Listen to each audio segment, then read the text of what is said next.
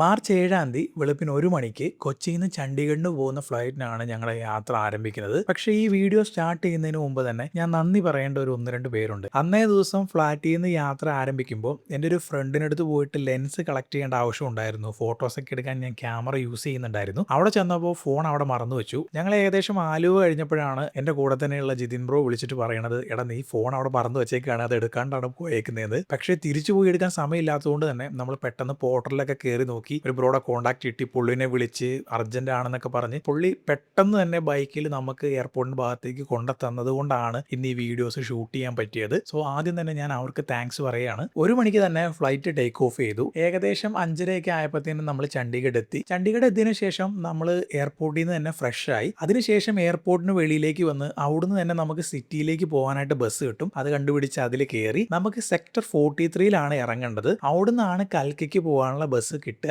അവിടുന്ന് ബ്രേക്ക്ഫാസ്റ്റ് ഒക്കെ കഴിച്ചതിന് ശേഷം കൗണ്ടർ നമ്പർ 32, 33-ലൊക്കെയാണ് കൽക്കയ്ക്ക് പോകേണ്ട ബസ് കിട്ടുക. ഏകദേശം 30 കിലോമീറ്റർ ദൂരമുണ്ട് ചണ്ഡീഗഡിൽ നിന്ന് കൽക്കയിലേക്ക്. 1 മണിക്കൂറിനടുത്തുള്ള യാത്ര. റെയിൽവേ സ്റ്റേഷൻ അടുത്തുള്ള സ്റ്റോപ്പ് എത്തിയപ്പോൾ നമ്മൾ അവിടെ ഇറങ്ങി. കുറച്ച് ദൂരം മുന്നോട്ട് നടക്കാനുണ്ട് സ്റ്റേഷനിലേക്ക്. ട്രെയിനിന്റെ സമയം 12 മണിയാണ്. സോ ഞങ്ങൾ റെയിൽവേ സ്റ്റേഷനിൽ ഇരുന്ന് കുറച്ച് നേരം റെസ്റ്റ് എടുക്കാമെന്ന് വിചാരിച്ചു. അതിന്റെ കൂട്ടത്തിൽ അവിടെ കുറച്ച് വീഡിയോസ് ഒക്കെ ഷൂട്ട് ചെയ്ത് ഇങ്ങനെ ഇരുന്നു. എന്തായാലും ഇനി ട്രെയിനിലാണ് നമുക്ക് കൽക്കയിൽ നിന്ന് ഷിംലയിലേക്കുള്ള യാത്ര.